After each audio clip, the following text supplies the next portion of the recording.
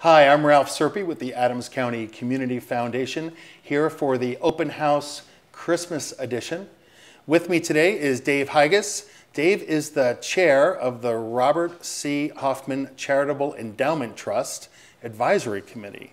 And you and your advisory committee invest about $360,000 a year back into Adams County through the Robert C. Hoffman Charitable Endowment Trust. Welcome. Thanks for having me. It's a pleasure to be here today. I greatly appreciate the opportunity to talk about Mr. Hoffman's legacy and the foundation that represents his philanthropic efforts. Well, we'll talk about that. We'll talk about a few things and maybe how you've had an influence on the trust and how the trust and its work has had an influence on you over the years. Now, you've been on the advisory committee for how long? Since its founding, which is 1998 or 99, I'm not exactly sure which of those years the inception occurred. But so maybe 18, 19 years? Correct. So you've seen a lot of demonstrated need through the proposal process. So when someone when an organization wishes to request dollars from the trust, they'll submit an application, and you and the advisory committee review those applications. So you've seen probably hundreds and hundreds of applications across the county. Absolutely. Our process is twice a year.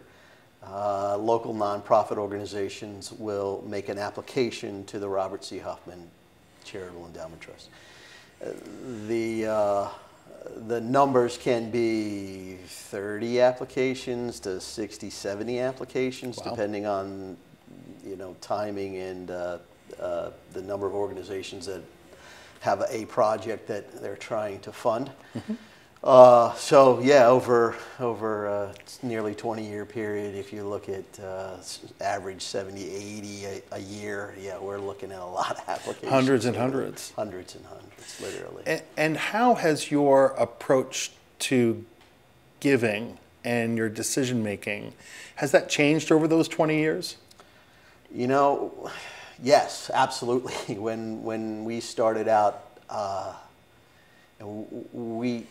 the founding of the Robert C. Huffman Foundation was largely the result of Mr. Huffman being a lifelong Adams County, and he had a very close relationship with John White, a local attorney, mm-hmm, and Mr. Paul Ketterman, who was at the time at Gettysburg National Bank, which eventually became PNC Bank. He was a 40, 50-year employee of the bank in the trust department. And those two men, Mr. Ketterman and John White, had a very close relationship with Mr. Huffman. And they were the driving force behind recommending to him that he establish the foundation. Mr. Huffman was married very late in life, had no children. His spouse was, I think, independently wealthy as well, and Mr. Hoffman was a thrifty and studied investor, but a conservative fella in terms of his lifestyle and his savings habits, and he was a wizard in terms of the investments that he held over the years. But he was a lifelong investor, so he left a $12 million nest egg, if you will, some of which got distributed to local nonprofit organizations through his will, and then the creation of the foundation occurred with approximately $8 million of the remainder of his estate.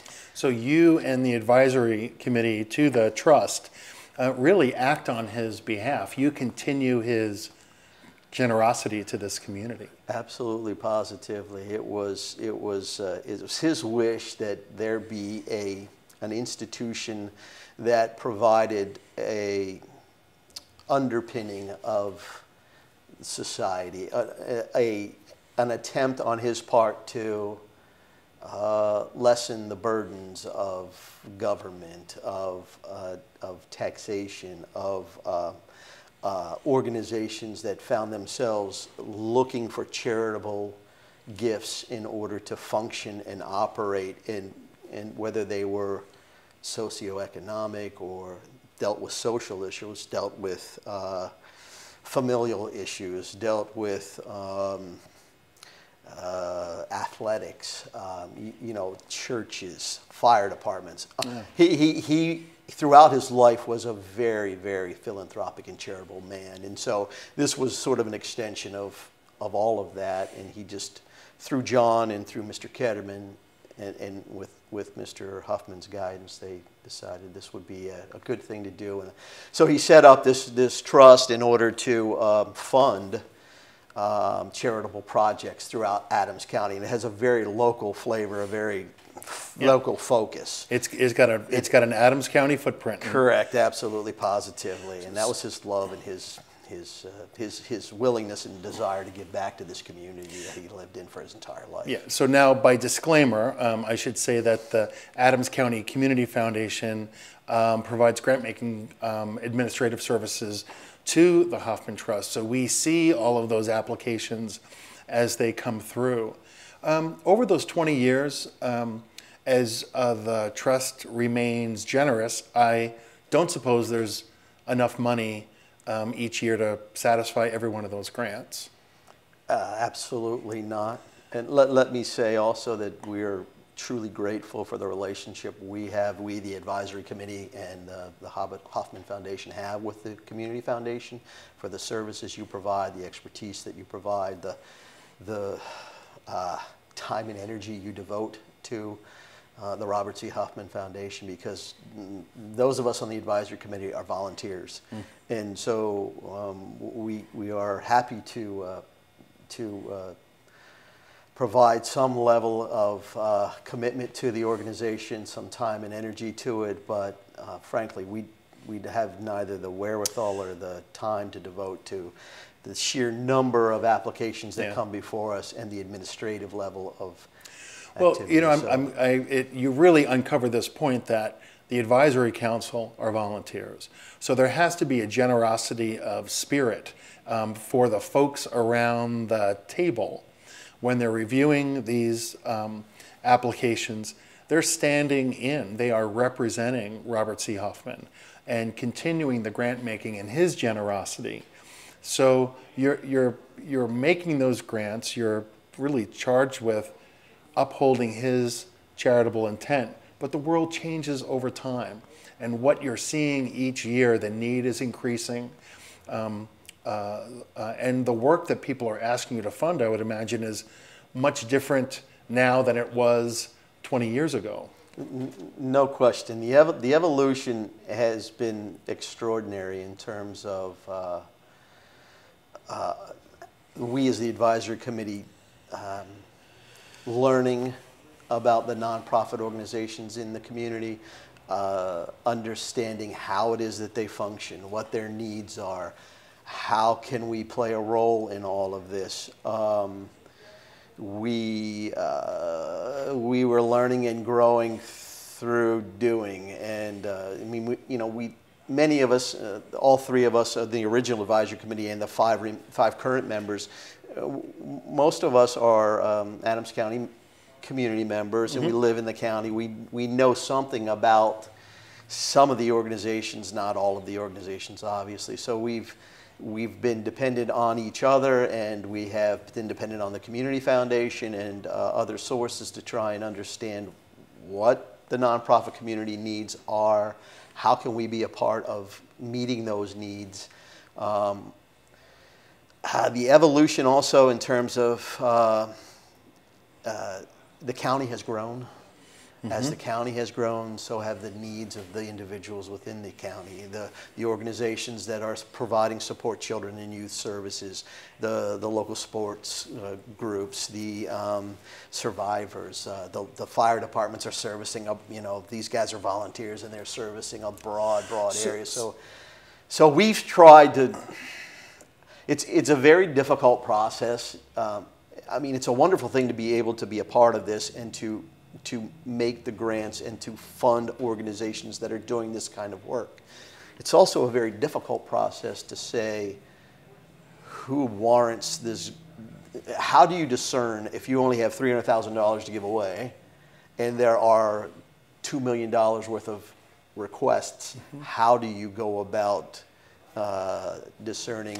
Yeah, people have always said that, oh, I would love to give away money, but in the world of charitable organizations, some people are fundraising and some people have the fortune to give it away. But in my mind, I'd much rather raise it than give it away, because I don't necessarily have a thick skin and the ability to say no. Correct. All times. So over this time, how has the spirit of Robert Hoffman's generosity, the applications that have come through that you've seen, what kind of an effect has that had on you personally? We're here, it's the Christmas season. At the end of the year, people tend to open up their wallets and purses and give more, or they tap their iPhone app to give more. So what kind of, how has all this work had an effect on you and how you've seen your own generosity? We know you're generous with your time, but how has that had an effect on you?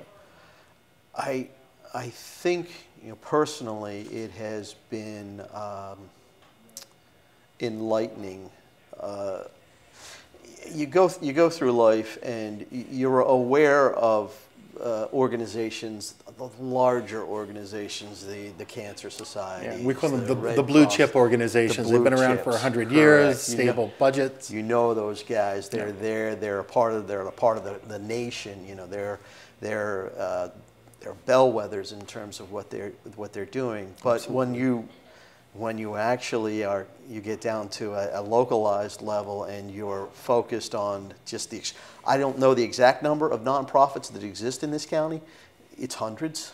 Yep. And you're not aware of that unless and until you start to dig deeper into the nonprofit world and the local community. I mean, for me personally, I have been involved with youth sports for 20 years, coaching baseball, being affiliated with. I was hoping you'd get to this part. Volunteer organizations, multiple church committees, and with the Robert Hoffman Foundation volunteering here. But really, the Hoffman Foundation, you're in the community and you do your part with the contribution to the fire department. You do your part with contribution to the church. You do your part with volunteer activities as a coach and a mentor to these kids.